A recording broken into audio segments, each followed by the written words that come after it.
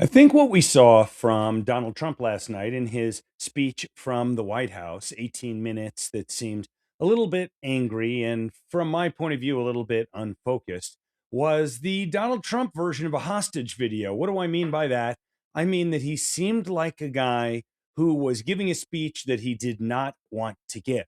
Like a political advisor said, "You're struggling in the polls right now. We need to either motivate the base or maybe we need to reconnect with swing voters. We need to do something." Well, I don't know what it was they told him they needed to do, but you need to go give this speech. And Trump, who seems to think he's doing great, he gave himself an A plus plus plus plus plus when asked about it the other day, the grade he would give himself, clearly didn't want to be there.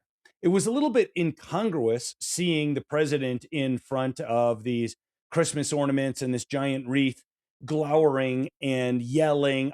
Yelling might be a bit of an overstatement, but only a bit. And he just seemed angry. And the speech, unfortunately, was more of the same. It was like a rally speech, but not as good because at rallies, his pace is better, right? His change in his pitch is better, and he throws in an occasional joke. Yesterday, he was fast and monotone and angry and never funny. I don't know that anyone will remember anything he said in the speech except for this announcement of a $1,776 bonus for members of the military, which is fine. That's fine. Members of the military, if they get a bonus, it's okay with me.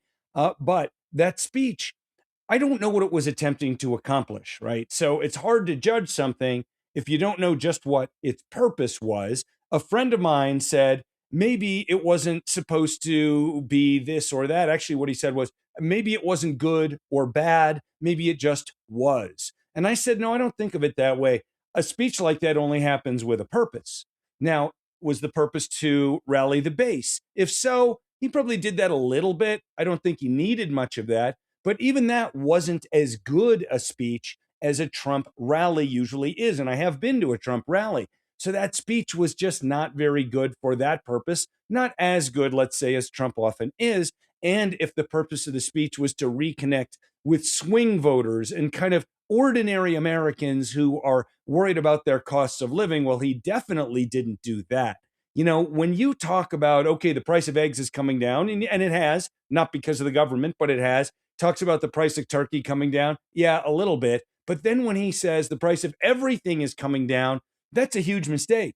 That's telling people to believe what he says rather than their own lived experience every single day of the year. It's the same problem that Joe Biden had when he said, "Don't worry about the inflation. It's remember the term transitory? It's transitory. It's not that big a deal. You're not really suffering that much." Or going back to the prior president who denied people's own reality, and that was Donald Trump again during COVID, where he talked about it. He behaved one way, like he did an incredible job getting the vaccines made in record time. I'm not looking to debate whether you like the vaccines or not. I'm just saying getting them done that fast was incredible. But when he talked about it, he talked about it as if people shouldn't be afraid or as if they weren't afraid, but they were. Maybe they shouldn't have been, but they were. And he lost that election. And then Biden lost that election. And now Trump is making the same mistake. Donald Trump and his people are right that they need to do some kind of reset. The polling numbers are bad for Trump. The polling numbers are especially bad on the economy, where Trump should be his strongest